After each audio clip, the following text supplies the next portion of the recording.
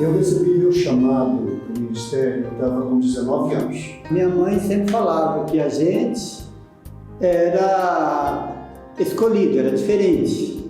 Tanto eu quanto ele, que ela botou o nome dele de Enoque, por causa que Enoque andou com Deus e ela sentia a presença de Deus quando estava esperando ele.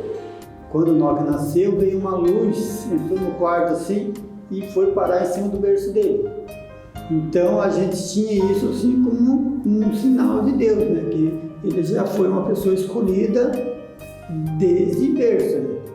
Estava pronto para isso. E eu disse para o Senhor que eu não poderia cuidar de outras pessoas se eu não dava conta de cuidar de mim. Conversando com a minha esposa, eu estava falando para ela de uma situação e ela falou assim: você vai dizer não para Deus até quando? Porque você já devia ter dito sim. 39 é onde eu decido aceitar o chamado de Deus. Eu era obreiro da igreja. E eu não queria fazer teologia para continuar sendo o que eu já era. Eu queria fazer teologia para poder ter a credencial, para poder responder para o rebanho. Então, quando eu vou para o ITQ, que eu vou me matricular, a Clarice já sabia disso, daí a minha família sabia disso. Quando eu me formo no ITQ, e eu peço para a pastora Marta ajuda para poder ouvir, eu falei assim: eu já achei o lugar e eu quero que a senhora me envie, me mande. Ela falou: então tá. Só que eu não tenho dinheiro para te ajudar nesse momento, porque nós acabamos de abrir uma igreja e eu fiz parte do processo de abrir a igreja. Eu sabia que nós tínhamos 6 meses para ajudar a congregação que nós tínhamos aberta, só que meu coração estava pulsando e Deus estava falando: era aquele momento, é agora que você tem que fazer. Ele falou: se eu obedecer, ele vai fazer as coisas. Aí ela falou: eu não posso te ajudar com dinheiro, filho. Eu falei: mãe, eu não quero isso, eu só quero que você ponha a mão na minha cabeça e diga para mim: vai que eu vou te abençoar. Daí ela chamou o pastor João e falou: João, vem cá. E aí ela falou para ele, ele falou: mas eu sempre soube que ele estava pronto. Daí ela falou: então ajoelha aqui. Daí no altar mesmo, naquele lugar, foi uma coisa muito informal. Ela e ele colocaram as mãos sobre mim e me abençoaram. A pastora Marta chegou para nós e falou: olha, a irmã que pediu um culto no lar, lá perto onde vocês moram. Não, só que vocês precisam de um culto só. Ela falou com a pastora Marta, a pastora Marta veio falar com ela e falou: olha, gente, é 9 cultos lá. Não, 7 cultos. É 7 quarta-feira. Tá bom, 7 quarta-feira. Aí foi. E aquilo foi. Depois a gente foi passando, terminou as 7 quarta-feira. E daí o pessoal que estava frequentando. Só que ele já não estava cabendo mais no salão dela, que era pequeno. Aí ela falou assim: tá pequeno agora. Aí ela falou assim: tá, para desocupar um salão do lado aqui, ó. Daí desocupando ali, se vocês quiserem alugar, aluga e... Era ela, eu, Néia. Mas assim, no meu coração eu achava no início que eu estava sozinho, mas depois eu vi que o Néia estava com o coração nisso. Nós que a gente sempre andou junto, perto, próximo. Então não tem como ele entrar num projeto e ele comentar comigo e como eu já tinha apoiado desde o começo, falei: vamos embora. Assim, vamos falar da aquisição da igreja.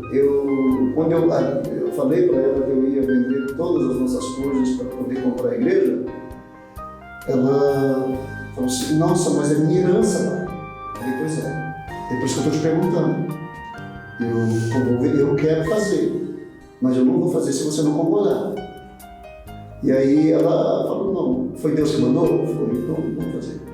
Mas se você, pai, acha que Deus está nesse negócio e que Deus está mandando você fazer, então vamos fazer, porque o que Deus quer é mais importante, porque ela sabe que isso sempre foi importante para mim, fazer a vontade de Deus. Na verdade, isso foi no final de 2012, e eu estava já com isso no coração. Ela já sabia que eu ia abrir igreja em 2010. Na verdade, todos nós sabíamos. Em 2010, quando eu me matriculei no ITQ, eu me matriculei com esse propósito. Esse foi o acordo que eu fiz com Jesus. Eu vou para o ITQ, mas quando eu terminar o curso, o Senhor vai me dar uma igreja para eu cuidar, para eu ser pastor. Então, assim, foi uma das coisas que eu coloquei diante de Deus antes de me matricular no Instituto Teológico. Aí você fala assim: por que isso, Mark? Porque eu não queria ser mais um obreiro. Então, quando eu fui falar com ela, quando eu estava reunido para me formar, eu só falei para ela depois que eu já estava com a casa, com as coisas arrumadas. A gente tinha 15 anos nessa época. A reação dela, para ela assim: eu estou em meu pai está indo, você acredita no que está fazendo? Então nós vamos, está tudo bem. E ela me ajudou nos primeiros dias do louvor. Filho de pastor é desafiador pra caramba. Quando eu era criança, eu imaginava que ser filho de pastor era só mordomias. E não é bem assim, né? Pastor, a gente não tem, principalmente quando a igreja estava começando, um dia em que a gente pudesse sentar na cadeira e ficar sem fazer nada. Então a gente é o crentinho bombril, pra tudo a gente tá junto ali, tá ligando. Já é a minha casa, é aqui que eu me sinto livre para ser eu mesma, é aqui que eu cresci muito e é aqui que as minhas feridas foram curadas. Como o pai disse, quando eu cheguei aqui muito machucada, porque eu estava vivendo a fase do luto ainda. Eu cheguei aqui, eu fui abraçada, eu fui amada.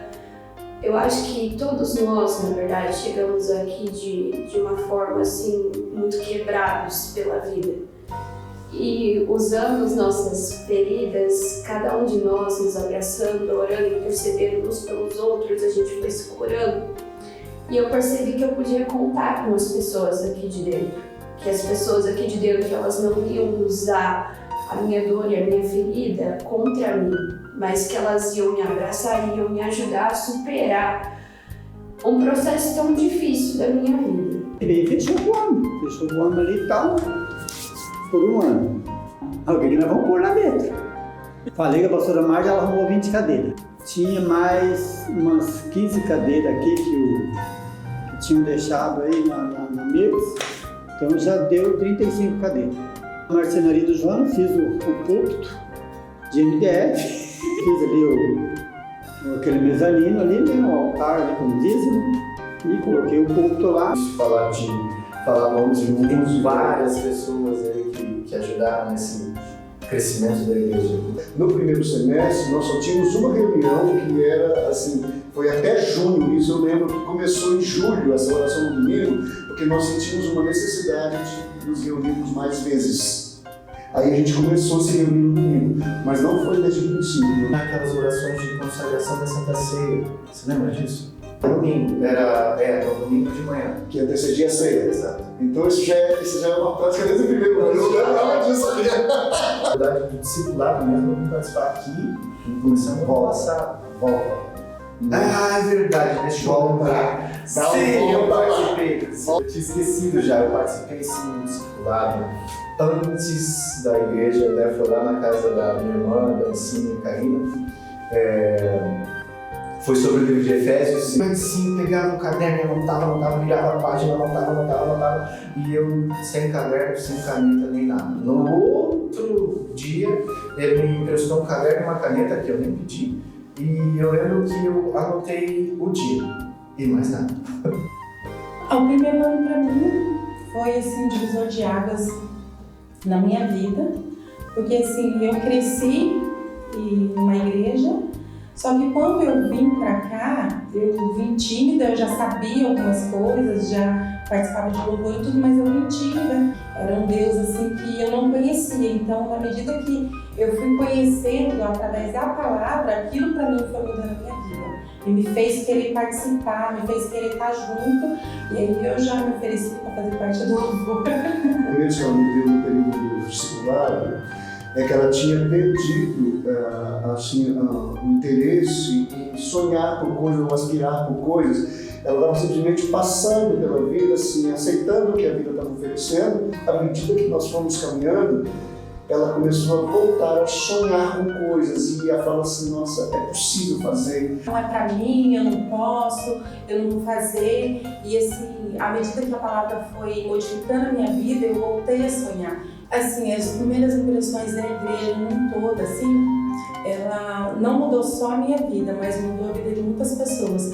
Porque vieram pessoas doentes, não só fisicamente, mas sentimentalmente, espiritualmente.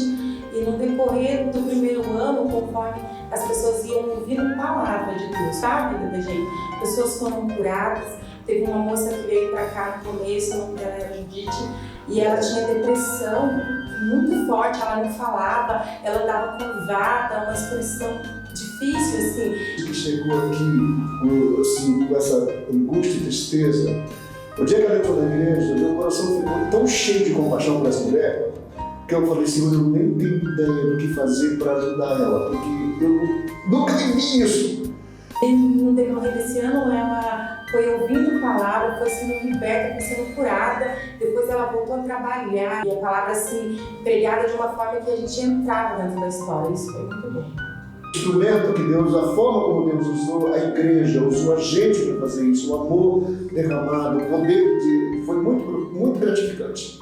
Tenho 11 anos e para algumas pessoas 10 anos é pouco, mas para mim é quase minha vida inteira, então é bastante. Eu lembro muita coisa porque quando eu vinha para dormir. Pode ajudar no diaconato.